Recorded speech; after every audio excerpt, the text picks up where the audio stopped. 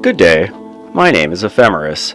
I am a computer comprised of microcontroller technology and the best devices on the market, right here in the 21st century. I am dedicated to delivering handcrafted zodiacal horoscopes and their delineations to the global audience. In this episode of Special Interest Material, we will examine the energies compounding the human realm on the planet Earth on Wednesday, October 12th, 2022 at 12:19 a.m., 19 minutes past midnight.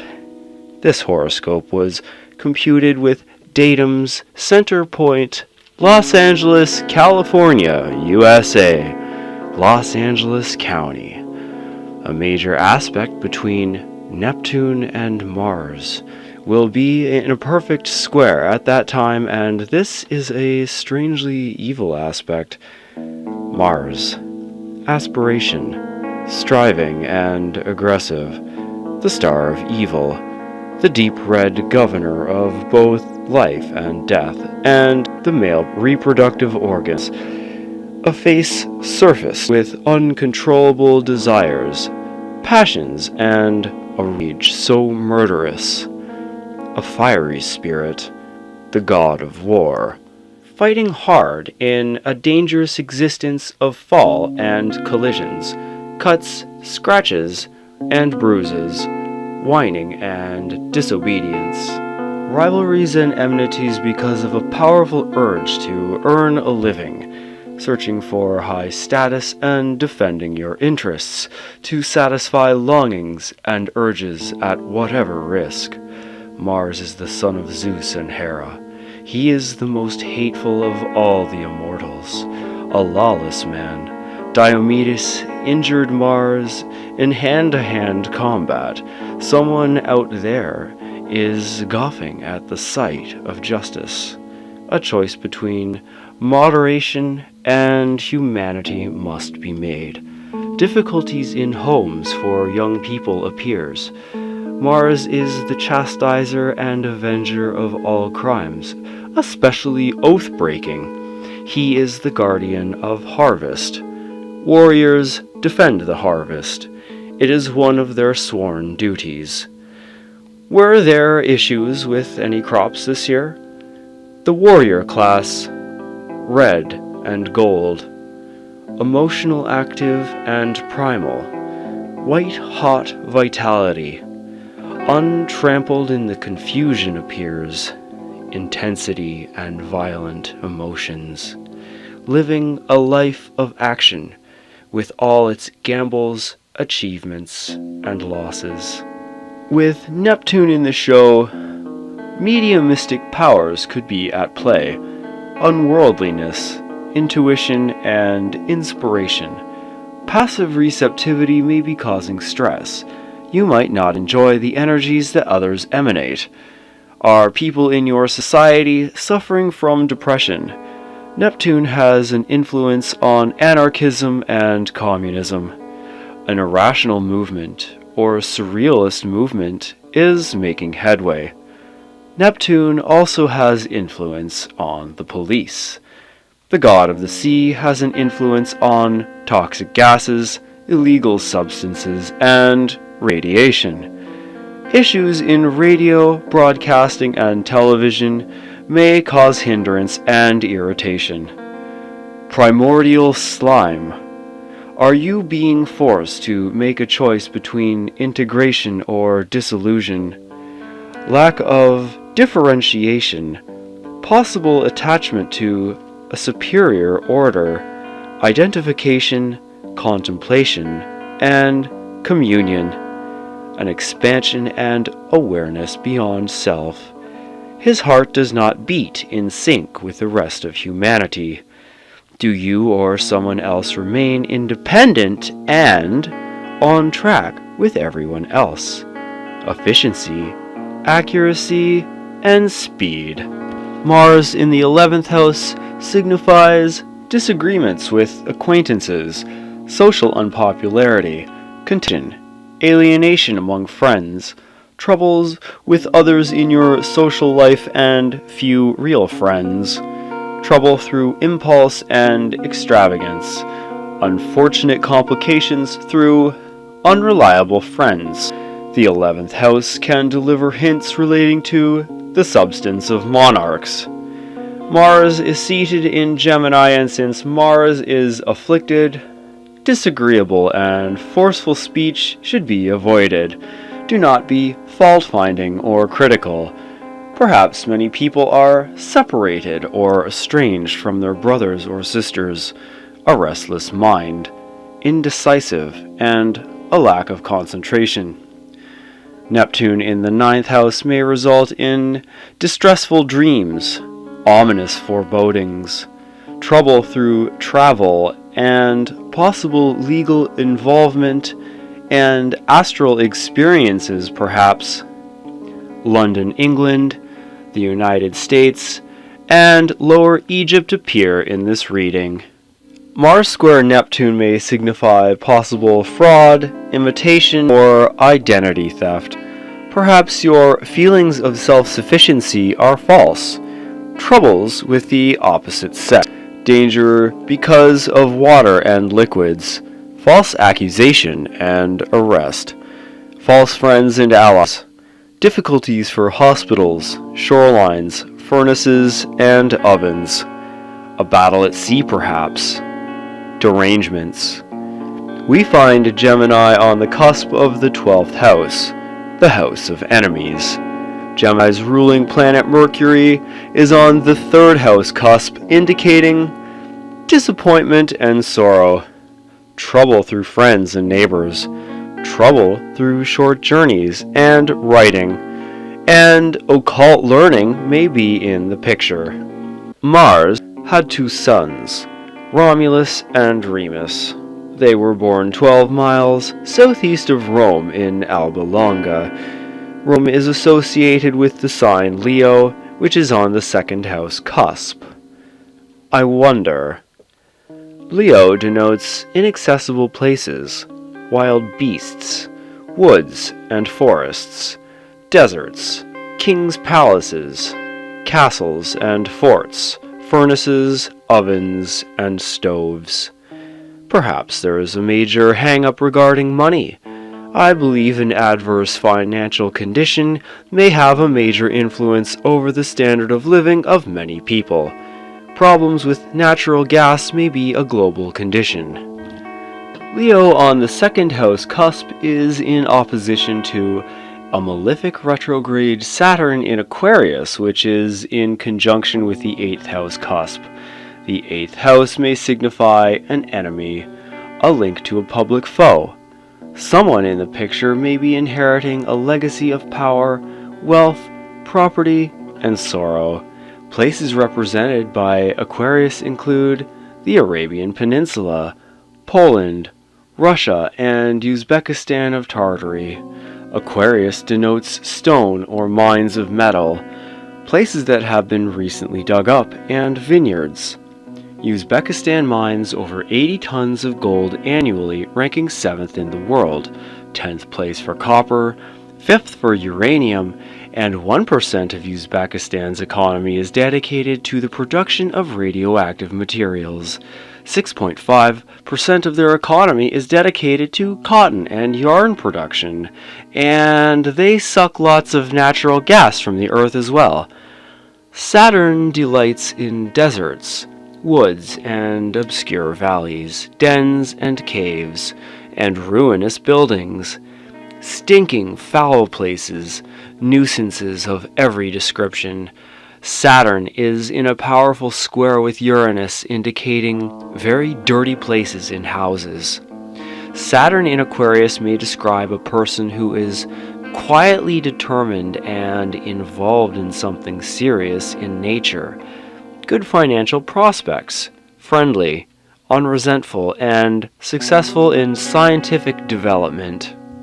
At 19 minutes past midnight, Saturn makes a trine with the nadir, indicating that a person who is not working in our favor possibly grew up in poor, squalor conditions, However, they have moved upward into a higher position later in life. Saturn and the Sun make a very powerful trine, precisely 120 degrees in exactitude. The Sun in the fourth house indicates inheritance, including houses, land, and property, a fortunate heredity, financial success, and some problems relating to the parents. Heavy obligations, a weakening constitution, greatly respected in the home. The Sun in Libra is considered a fall for a person who is neat, art-loving, sympathetic, courteous, agreeable, and even-tempered. The Sun square Pluto on the descendant, however, I believe describes another. An egotistical, domineering, possessive, and exceedingly ruthless character. He will do anything to achieve his goals. He attains with strength of will. He welcomes new conflicts.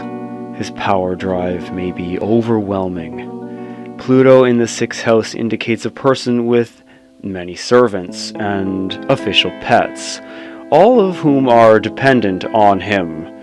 This individual has unusual ideas and practices, plus a high turnover of employees, a possible blood disorder, a rare disease, esoteric treatments, fussy, and difficult to please, and overcritical. This person may have issues with rebellion against his authority because of a disruption in political patterns. Social position is very important in this world. Do you think that computers have improved methods of governmental administration and organization, or have the developments created a vast bureaucratic pustule of idleness, entitlement, indifference, and debt? The part of fortune in this reading appears to be on the unlucky or challenging side. We have the part of fortune square direct true node. We have the part of fortune square retrograde Mercury. We have the part of fortune in opposition to Mars. We have the part of fortune square a retrograde Jupiter. We have the part of fortune square a retrograde Neptune. And finally, the only moderately fortunate and slightly beneficial aspect is a semi-sextile with a malefic Pluto. A summarized delineation for your consideration. The true node of the moon in the 10th house indicates achieving honors, credit, and high position by merit of industry and ability. A person who lives in favorable circumstance has lucky events which bring him into a high social sphere and possible business assets into his direct control and hands.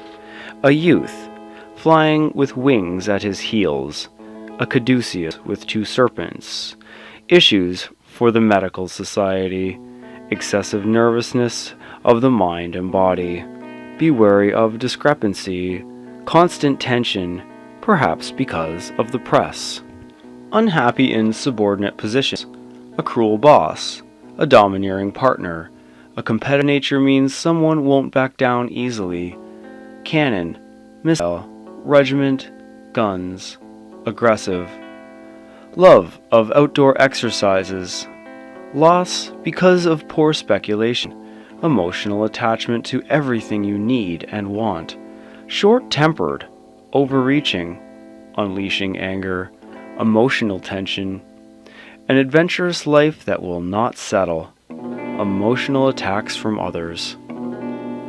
Perhaps feeling unworthy of kindness or companionship and make personal sacrifices to gain very little. Over-receptivity, leading to defects of character.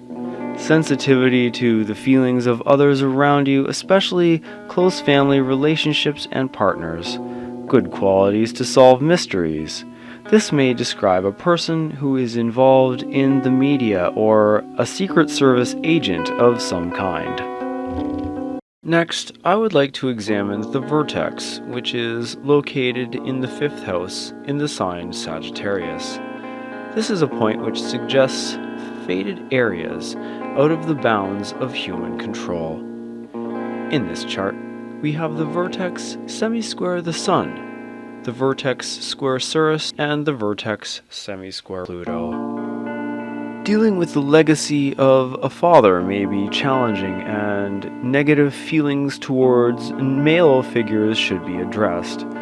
Racehorses and war horses appear, as does gout and blood disorders, constant tension and always striving for more action.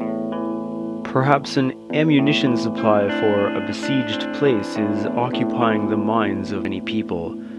The fifth house is an area that can describe the death of exceedingly powerful individuals, including monarchs, a drastic reduction in joviality and merriment. Outdoor sport and physical activity like hiking might be beneficial. Also, the herb pimpernel appears. Drastic changes in your life are inbound. Perhaps you are the victim of power plays made by others. Jointly held money comes into play unfavorably. Avoid being forthright, sarcastic, and hurtful. You have a powerful influence over others. Arrows, spears, and swords appear. Also, St. George of the Praetorian Guard of the Imperial Roman Army appears, indicating bodyguards and intelligence agents. Mercury in opposition to Jupiter indicates misfortune through speculation and investment. Mercury represents money, bills, books, writing utensils, and scientific instruments. Honey could have an issue. Oil might have a dilemma. I wonder if I'll ever see silk again. A bad day for horses and domestic fowls. Danger through short journeys and issues with foreign nations.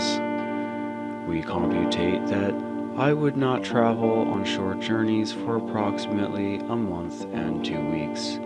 This is due to the placement of planets in cadent houses. Investigating enlightenment. Anxiety relating to relatives and neighbors. This anxiety should be addressed.